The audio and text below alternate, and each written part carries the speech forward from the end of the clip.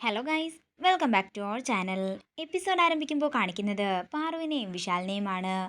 ഇന്ന് അങ്ങനെയൊക്കെ സംഭവിച്ചതുകൊണ്ട് ഞാൻ ആഹാരമൊന്നും കഴിക്കുന്നില്ലെന്ന് പാറു പറയുമ്പോൾ എല്ലാം തൻ്റെ തോന്നലാണെന്ന് വിശാൽ പറയുന്നു.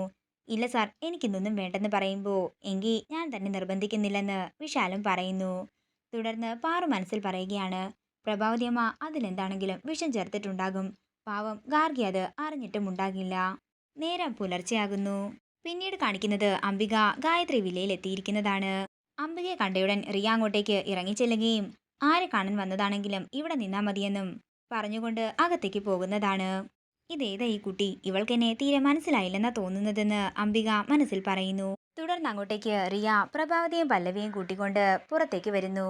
ആന്റി, ഇതാണോ ഇവിടെ പുതിയതായി അപ്പോയിന്റ് ചെയ്ത സെർവന്റ് എന്ന് റിയ ചോദിക്കുമ്പോൾ ഇത് സെർവന്റ് ഒന്നുമല്ലെന്നും പല്ലവിയുടെ അമ്മയാണെന്നും പ്രഭാവതി പറയുന്നു.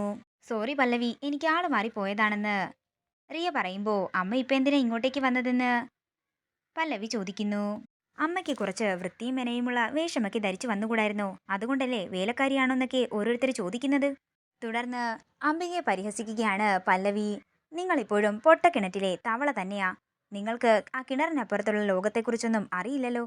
ഞാനിപ്പോ കോടീശ്വര വീട്ടിലെ മരുമകളാണ്. അതുകൊണ്ട് എൻ്റെ നിലയ്ക്കും വിലയ്ക്കുമൊത്ത വസ്ത്രങ്ങൾ ധരിച്ചു വേണം നിങ്ങൾ ഇങ്ങോട്ടേക്ക് എത്താൻ. എത്രയൊക്കെ പരിഷ്കരിയായാലും നീ എൻ്റെ മകള് തന്നെയല്ലേ എന്ന് അംബിക ചോദിക്കുമ്പോൾ നിങ്ങളെന്നെ നാണം കെടുത്താനാണോ വന്നതെന്ന് ദേഷ്യത്തോടെ പല്ലവി ചോദിക്കുന്നു. ഇത് കേട്ടുകൊണ്ട് അങ്ങോട്ടേക്ക് വരുന്ന വിപിൻ പല്ലവി എന്ന് ഉറക്കെ വിളിക്കുകയാണ്.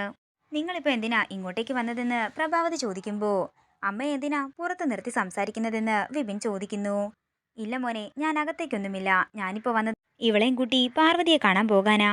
പാർവതിയെ കാണാനോ? ആ അഴുക്ക് പിടിച്ച കോളനിയിലേക്ക് ഞാനെങ്ങും വരുന്നില്ല. ഇതിനാണോ രാവിലെ തന്നെ കെട്ടി ഒരുങ്ങി വന്നതെന്ന് ചോദിച്ചുകൊണ്ട് പല്ലവി ദേഷ്യത്തോടെ അകത്തേക്ക് പോകുമ്പോൾ റിയയും പ്രഭാവതിയും അകത്തേക്ക് പോകുന്നു. അമ്മ വിഷമിക്കേണ്ട, അമ്മയുടെ ഒപ്പം ഞാൻ വരാം പാർവതിയെ കാണാനായിട്ടെന്ന് വിപിൻ പറയുന്നു. പിന്നീട് കാണിക്കുന്നത് പാറുവിനെയാണ്. ഗായത്രിയുടെ ഫോട്ടോയ്ക്ക് മുന്നിൽ വിളക്ക് വെച്ച് പ്രാർത്ഥിക്കുകയാണ് പാറു.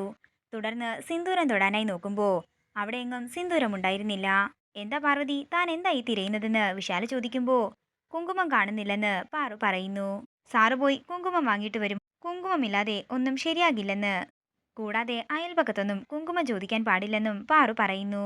താനാ ഫോട്ടോയുടെ പുറകിൽ നോക്കാൻ വിശാല് പറയുമ്പോൾ പാറു ഫോട്ടോയുടെ പുറകിലേക്ക് ചെല്ലുകയും പാറുവിന്റെ കൈ തട്ടി ഗായത്രിയമ്മയുടെ ഫോട്ടോയും വിളക്കും താഴേക്ക് വീഴുകയും ചെയ്യുന്നു.